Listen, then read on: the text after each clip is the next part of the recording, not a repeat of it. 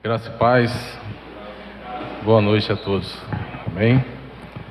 Gostaria de compartilhar com vocês, o privilégio de poder compartilhar da palavra, um texto bem conhecido, mas deixe o Espírito de Deus falar ao seu coração e ajudar todos nós a olhar uma direção que Deus deu, uma perspectiva através desse texto, dá em Lucas 15, Lucas capítulo 15, nós vamos ver os 3 primeiros versículos, amém?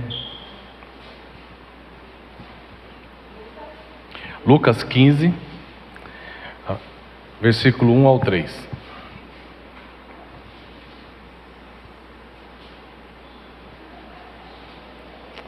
Amém? O texto da palavra de Deus diz assim: aproximavam-se de Jesus todos os publicanos e pecadores para o ouvir. E murmuravam os fariseus e os escribas, dizendo: este recebe pecadores e come com eles. Então lhe propôs Jesus esta parábola. Amém? As 3 parábolas todos nós conhecemos de cor e salteado. E nós vamos trabalhar dentro das 3 parábolas, mas vou me deter muito na parábola do filho pródigo.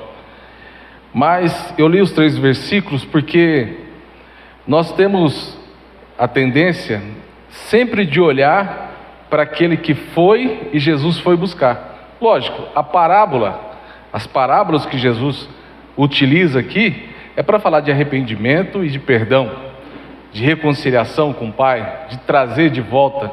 Jesus veio buscar as ovelhas perdidas da casa de Israel.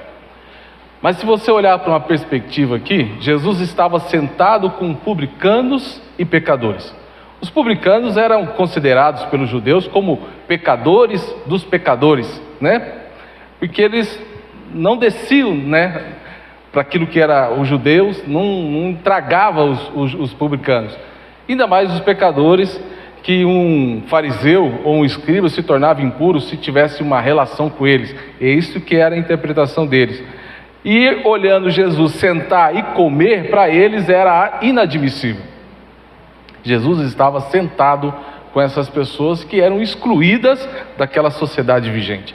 Interessante que os publicanos e os pecadores, o texto vai dizer que eles estavam interessados em ouvir Jesus, Eles aproximavam de Jesus para ouvir Jesus, E é uma coisa que a gente aprende no reino de Deus, que o maior atrativo, a forma que Deus atrai os seus, a forma que Deus atrai os seus eleitos, a forma que Deus atrai aqueles que estão longe, que se afastaram no caminho, é pela palavra. Não tem outra maneira, outra estratégia, a não ser a palavra. É a palavra que atrai, a palavra que firma, a palavra que alcança. Nós podemos ter várias formas, vários jeitos de fazer, mas a palavra, ela é primordial. Sem palavra, nós não teremos sucesso, mas a palavra tem sucesso. E Jesus falava, Jesus expressava a respeito do reino, e aquelas pessoas se aproximavam de Jesus para o ouvir. Mas também a palavra vai dizer que os fariseus e os escribas, os líderes religiosos da época, eles estavam murmurando entre si, reclamando a respeito de Jesus, porque Jesus estava sentado com eles. E se nós olharmos para esse cenário, essa imagem, eu percebo Jesus propondo uma parábola para falar para as duas classes a qual estavam ali. Tanto líderes religiosos, que representavam, podemos dizer assim, uma igreja, ou os pecadores, os excluídos de um contexto religioso. E Jesus, certamente, eu faço uma pergunta, eu utilizo esse cenário para dizer: como é que Deus está nessa história? E Jesus conta uma parábola para mostrar Deus na história, a figura do Pai na história, em todo esse contexto, mas também nos mostrar uma perspectiva de 2 públicos aqui. Eu quero usar, como um autoconhecimento. Você que é muito mais inteligente que eu, você pode utilizar outra forma de raciocínio, mas eu utilizei o autoconhecimento. E o outro, a moralidade. Dois públicos aqui que nós olhamos, o autoconhecimento e a moralidade. Tanto os dois, que o autoconhecimento nós podemos chamar os publicanos e os pecadores, que de certa forma se afastaram de Deus, se afastaram da presença, se afastaram do ensino, mas agora atraídos pelos ensinos de Jesus, atraído pelo reino de Deus, agora se aproximava de Jesus para ouvir de Jesus, porque eu entendo que todo pecador, e isso nós trazemos isso desde o Éden, quando nós saímos de lá, porque a presença, a comunhão, a palavra nos atrai para aquele lugar, para voltar para a presença, para voltar para casa. É isso que preenche os espaços vazios na nossa vida, a palavra de Deus. Então, esses saíram, mas muitos saem da presença pelo autoconhecimento. E eu quero utilizar essa palavra do autoconhecimento e a gente vai trabalhar um pouco nela. Mas se você olhar para essa perspectiva, Jesus olhando também para a moralidade, usando esse contexto de moralidade, eu estou usando esse contexto de moralidade para falar de publicanos e fariseus, nós vamos ver Jesus dizendo na primeira parábola, que aqueles que saíram como ovelha perdida, são tão importantes quanto aqueles também que se perderam dentro de casa. Então, Jesus mostra o contexto daqueles que se perdem se afastando, onde o bom pastor vai buscar a sua ovelha perdida, deixa as 99 no deserto e vai buscar aquela que se perdeu, mas tanto os de dentro que são perdidos, como aquela mulher que perdeu uma moeda, chora, revira toda a casa, acha a moeda e faz uma festa. Então há celebração quando há arrependimento das duas partes. Não só aquele que vai, mas também aquele que está dentro, está tão longe quanto aquele que está fora. Então, nós olhamos a figura do filho pródigo, Jesus mostrando isso para nós. Quando nós olhamos a figura do filho pródigo, nós vamos perceber aqui, o filho mais novo, ele se sente no direito, porque ele era participante de uma herança, né? E agora de pedir ao pai parte da sua herança para gastar e viver do jeito que ele bem quer. Isso nós já conhecemos bem essa história.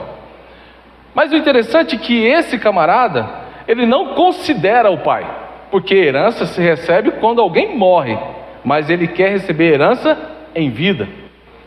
Então não há uma consideração, ele não pensa na autoridade, ele não pensa no respeito devido ao pai, na consideração devida ao pai, ele não respeita na honra que ele tem que dar ao seu pai por ser, maior do que ele. Então ele não olha para isso, mas ele exige um direito.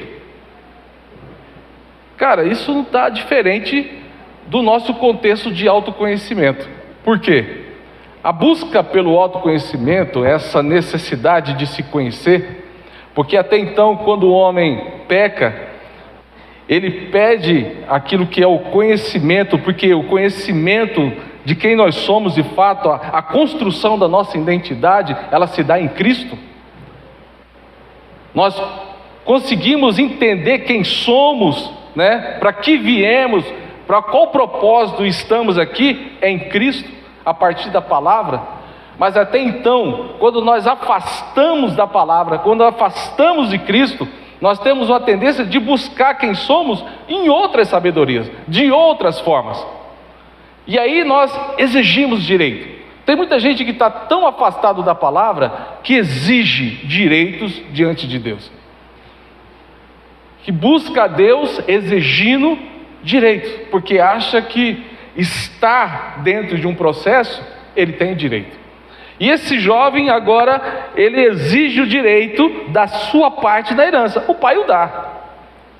O pai com liberalidade dá a parte daquele jovem, e ele sai e se distancia na busca do autoconhecimento, na busca daquilo que ele estava almejando, aquilo que ele olha por horizonte e não sabe o que tem lá atrás do horizonte. Ele vai buscar as novidades da vida, ele quer aprender sobre a vida, ele quer conhecer. Nós olhamos uma classe dentro da igreja, dentro do nosso contexto, que busca fugir da religiosidade, que busca ser diferente daquilo que é o quadrado, né? O aprisco que a religiosidade constrói. Quer fugir daquele sistema, então ele vai buscando coisas diferentes, formas diferentes para viver com Deus. Olha, eu não podia fazer isso, mas eu entendi que eu posso. Mas essa busca, esse desejo de não estar enquadrado dentro de um conceito religioso, e entende que pode viver de várias maneiras, de certas formas, de curtir algumas coisas, de poder ir e vir, de poder fazer, ou até mesmo de curtir a vida de outra forma, com uma liberdade que às vezes a religiosidade não traz. Essa pessoa, ela está buscando um autoconhecimento de quem ela é, buscando forma de viver a sua vida cristã com mais liberdade, com mais folga, com mais flexibilidade. Mas Gálatas vai dizer que não faça da liberdade que Cristo conquistou para nós, para dar ocasião à carne. E isso é uma falta de equilíbrio quando nós vamos buscando tanto uma forma de viver, não enquadrado dentro de um contexto que nós vamos detestando, mas temos que tomar cuidado, porque isso pode nos afastar de tal forma que vamos nos ver como esse jovem, dentro de um chiqueiro comendo bolotas de porco. E essa pessoa que se distanciou, revoltada com o conceito ou até a caixinha que a religiosidade trouxe, mas ela vai buscando formas dela viver a sua vida cristã com liberdade. Se ela não buscar o equilíbrio em Cristo, ela pode parar num chiqueiro comendo bolotas de porco. E assim a gente vai vendo pessoas que entram e que se afastam, que estão longe do conceito, longe da comunhão, longe da palavra, longe de Cristo, longe do caminho. Mas do outro lado, nós olhamos um cenário. Aquele jovem, ele longe de Deus, longe da comunhão, ele sente saudade. Ele olha para casa, ele tem uma referência. Ele tem uma referência e ele vai dizer: olha, eu estou aqui comendo comida de porco, mas os trabalhadores do meu pai estão comendo melhor do que eu. Eu posso voltar para casa e dizer: pai, pequei contra o céu e contra ti, né? Então ele poderia comer comida, ser trabalhador na casa do pai, e ele estaria bem melhor do que ele está vivendo. Mas a surpresa é que quando ele volta, nós conhecemos a história, o pai o abraça, dá um anel, dá uma sandália no pé, veste nova, prepara um banquete para ele. E na cultura vigente da época, todo familiar que gastasse o recurso da família, ele não era bem aceito nessa volta para casa. Ele teria que trabalhar e pagar o que ele gastou. Mas aquele jovem, ele é acolhido novamente. Ele é acolhido de tal forma que ele agora não precisa trabalhar para pagar o que ele gastou, porque ele recebe do pai o perdão. Tudo ficou para trás, mas o pai o acolhe, e o pai faz uma celebração, prepara para ele algo especial. E aquele jovem, ele é acolhido no seio familiar, e novamente ele se torna um herdeiro, mesmo tendo gastado parte da sua herança, a qual ele falava que tinha direito. Gasta dissolutamente, mas agora ele volta a ser herdeiro. Ele vai gozar das mesmas bênçãos celestiais que o pai tem para ele, como os demais, porque ele é importante para o pai. E Jesus mostra: aqueles que se afastaram são importantes para o pai, porque eles buscaram caminhos para se conhecerem, para se entenderem, para buscar uma liberdade a qual eles acreditavam que poderiam ter, mas o Senhor os trouxe de volta. E o que os atrai? A palavra. O que traz a lembrança da boa comida? A palavra. O que traz a saudade de casa? A palavra. O ensino do Pai. A verdade ensinada. A palavra gera saudade. Porque essa é a palavra que nós somos edificados nela. Como nós aprendemos aqui com Labieno, foi pela palavra que Deus formou todas as coisas. E é pela palavra que tudo acontece. E é a palavra que gera saudade no nosso coração. Porque nós temos anseio pela palavra. Hoje tem muita gente com anseio da palavra. E a Bíblia diz que haverá dia que as pessoas ansiarão pela palavra. Mas olhar para o texto e também na perspectiva da moralidade é olhar para o filho mais velho. Olhar para o filho mais velho é olhar a figura também de um jovem que está dentro e que também exige os seus direitos, mas também não respeita o pai. Por quê? Quando ele volta para casa do campo, que estava no campo, ele volta para casa, ouve o barulho da festividade. Ouvindo o barulho da festividade, ele pergunta para os trabalhadores: o que está acontecendo? O seu irmão voltou para casa. E certamente agora ele vai falar com o pai. Ele não entra em casa, ele não participa da festa, mas ele vai cobrar do pai. Você está louco? Vou falar como lá, né, os meus trutas de São Paulo falavam: você está louco, mano? Está pirando o cabeção? Está ficando maluco? O cara vai, gasta tudo dissolutamente e ainda volta para casa e está tudo certo. É assim que o senhor vai tratar essa situação? É assim que o senhor vai cuidar dessa situação? Vai administrar tudo isso que ele fez? Vai acolher ele, vai fazer festa e ainda mais, vai dar para ele um novilho cevado. A carne era uma coisa tão comum como nós imaginamos que era naquela época.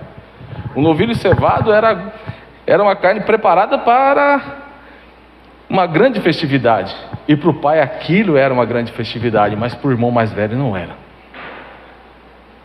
Então a moralidade, ela vai olhando o seu status de direito, porque ele vai dizendo para o pai assim: eu te servi, eu faço tudo para você, eu cuido de todas as coisas, tão perto de você, não fiz como ele, mas o senhor nem um novilho cevado me dá para me comer com meus amigos. E a questão da moralidade é essa: eu oro, Senhor, eu jejuo, Senhor, eu busco, eu vou todos os dias no monte, eu faço isso, eu faço aquilo, e o Senhor não faz nada. O outro recebe muito mais do que eu, e o outro é um fanfarrão, é um miserável pecador, mas eu sou santificado todos os dias para o Senhor. O óculos da moralidade vai nos fazer olhar para a nossa vida cristã e vai dizer que tudo que nós construímos no reino de Deus nos dá direito de cobrar de Deus alguma coisa. E a palavra de Deus vai nos ensinar que Deus não nos deve nada. A moralidade vai nos fazer olhar para a vida cristã e vai nos fazer cantar: restitui, eu quero de volta todas as coisas que é minha, tudo que eu perdi. E Deus não tem nada para restituir para mim e para você, porque tudo que nós temos é graça de Deus. Tudo que Deus deu é graça de Deus, porque o pecado nos tirou todas as coisas. Se temos alguma coisa, é graça de Deus, porque aprove Deus nos dá. Então não temos direito de nada, é graça de Deus, celebramos a graça de Deus.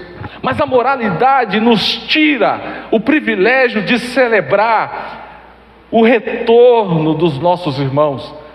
A moralidade nos priva de celebrar a mesa, porque o irmão mais velho nem entrou na festa para sentar à mesa e comer junto e se alegrar com o pai, que dizia: ele estava perdido e foi achado, ele estava morto, agora está vivo. Isso é motivo de festa, isso é motivo de alegria. E nessa noite, dentro desse contexto, eu queria pensar junto com você sobre a nossa vida cristã. A nossa vida cristã, eu olho para ela, a gente às vezes está caminhando dentro de um caminho, que a gente vai crescendo nela, e a gente vai crescendo ouvindo coisas. Eu mesmo, na minha vida cristã, durante um tempo eu ficava perdido. Uso calça ou uso bermuda? Ouço música cristã e não ouço música do mundo. Aí depois eu vou conhecendo que não existe música do mundo, que tudo é música. Tudo é música. Mas até onde vai o meu limite? Até onde vai a minha busca pela liberdade? E até onde vai a minha moralidade dentro do contexto? Então qual que é o meu olhar para a vida cristã?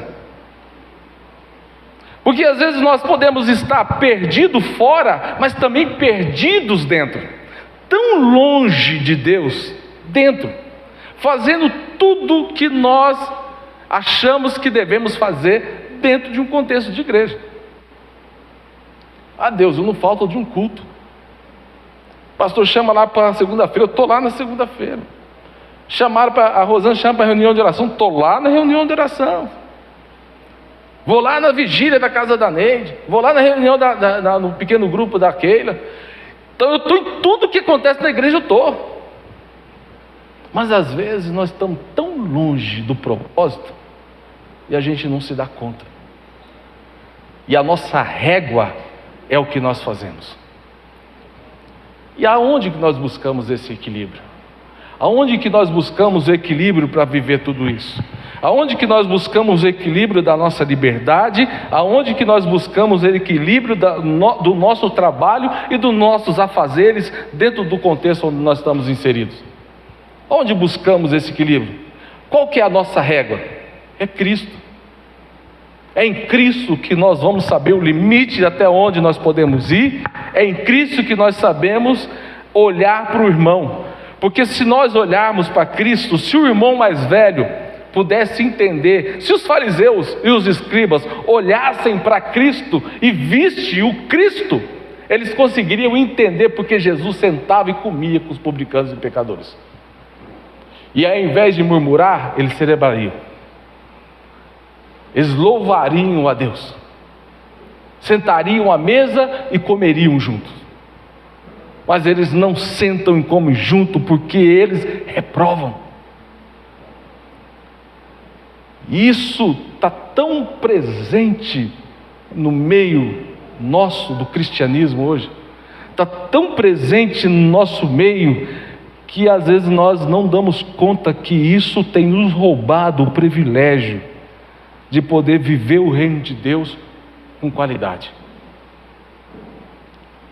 Porque há um clamor no reino de Deus, há um clamor de Deus para cada um de nós, para a manifestação da sua soberania, do seu poder, do seu governo sobre todas as coisas. Há um clamor para que nós vivamos uma vida cristã equilibrada, uma vida cristã onde nós podemos entender que temos a liberdade que Cristo conquistou para nós, que nós podemos usar uma bermuda, que nós podemos ouvir qualquer música, mas existe um equilíbrio, existe um limite para cada um de nós. E qual que é esse limite? É Cristo que dá.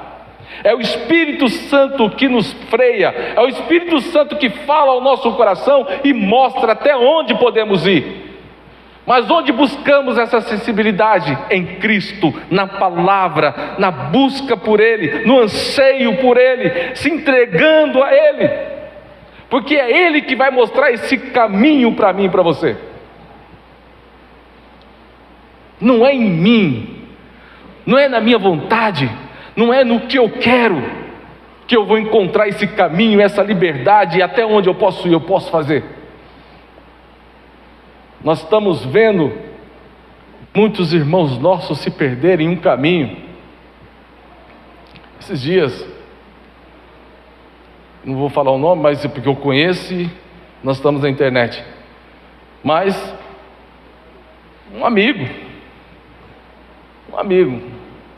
eu acho que ele não estudou a palavra, e ele chegou no culto, estava com a camiseta, tirou a camiseta e foi fazer o culto do altar.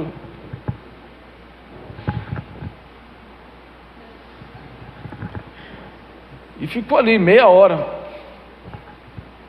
Olha o que Deus fez, olha o que Deus faz. As pessoas estão se perdendo, irmão, porque elas buscam os limites nela mesma, o autoconhecimento. Ela quer se conhecer. Nós só nos conhecemos em Cristo. Em Cristo nós entendemos a nossa identidade, a vocação e o propósito para a nossa existência. Só nele. Ele detém todo o conhecimento de Deus e todo o conhecimento de que nós somos e o propósito ao qual fomos criados. Se queremos nos autoconhecer, é nele. Queremos conhecer o propósito da nossa vida, é nele, é na sua palavra, é nesse lugar. É nesse lugar da comunhão, é nesse lugar do encontro que nós temos aqui, é nesse lugar que nós podemos nos conhecer e entender os limites. Mas também olhar com um olhar moralista, um olhar limitador para todas as coisas, julgador de todas as coisas, que nós julgamos, que nós não respeitamos aqueles que foram embora, e achamos que nós temos total direito porque nós nunca saímos daqui.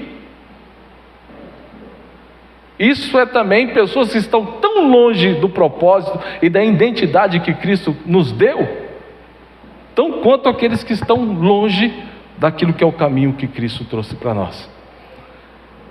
Então nessa noite eu quero encerrar minha fala aqui nesse lugar, dizendo que o equilíbrio para a nossa vida cristã está em Cristo. E Jesus, quando sentava ali, ele propôs as parábolas, é como se ele dissesse: vocês não conhecem o Cristo. Como esses pecadores e publicanos se aproximam de mim para me ouvir, os fariseus e os escribas deviam fazer isso. Tanto o publicano e os pecadores que estavam longe estavam se aproximando para ouvir, mas os fariseus que estavam dentro estavam se afastando para não ouvir. E a gente precisa olhar para essa situação. A gente precisa olhar para a nossa vida cristã, rever o que nós estamos vivendo, o que nós falamos, o que nós pensamos, o que nós agimos, o que nós ouvimos. Às vezes nos afastam de Deus. Eu fico chocado quando uma pessoa fala para mim, e ela vai falar de uma pessoa, e ela é velha na fé, ouve a palavra, conhece a palavra, e às vezes ela manda vídeo de gente que está aí fazendo sucesso na internet, e fala assim: nossa, esse fulano é tão abençoado, olha as orações que ele faz. E a gente para ouvir o cara, e você fala assim: que essa pessoa está longe. Ela não está perto, ela está longe, ela está indo embora, e a gente tenta trazer ela pela palavra. E essa semana eu tive um momento dessa com uma pessoa que tem muita sede da palavra e tem assistido tudo da Remide, e nós conversando, e estávamos conversando eu e o companheiro dela, e a gente falando sobre essas coisas. Inclusive nós estamos prestes a ter um grupo lá com eles, e eu fui falando o que nós cremos, e eu vi a carinha dela desanimando, entristecendo com tantas coisas que eu fui falando. Eu falei: irmã, eu não estou aqui para desconstruir você, e também desanimar você, porque eu estou vendo sua carinha aí, você está toda desanimada, desconstruída. Se você for procurar qualquer um do nosso ministério, qualquer um que você vai ouvir nas lives, nós não estamos ali com o propósito de desconstruir você, mas de ensinar o Evangelho. Porque se o Evangelho entra, você encontra a verdade, e você encontra o Cristo desse Evangelho. Mas o que você aprendeu até aqui, eu não quero desmerecer os seus ensinadores, mas fez você só olhar para o seu coração. Mas você não fez olhar para o Cristo que é dono do seu coração. Então, o nosso papel é ensinar, não desconstruir. E se você entender o que nós estamos fazendo aqui, você vai construir um novo conceito na sua vida e você vai se aproximar mais de Deus pela palavra, não pelo aquilo que você acha. E é muito ruim quando você ouve uma pessoa que você acha que ela está entendendo e ela não está. É muito ruim. Quando você acha que está ajudando ela a construir uma identidade, ela encontrar a identidade dela em Cristo, porque quando ela encontra a identidade em Cristo, ela vai voar. Porque já pensou se a história, a narrativa aqui do filho pródigo, fosse do filho mais velho, que já estava dentro, entrar dentro de casa e celebrar com o pai, se alegrar com o pai, sentar à mesa, porque o irmão mais novo voltou para casa? Isso é bênção. Isso é um reflexo de alguém que ouviu, que aprendeu. É um reflexo de alguém que viu, ouviu e desceu.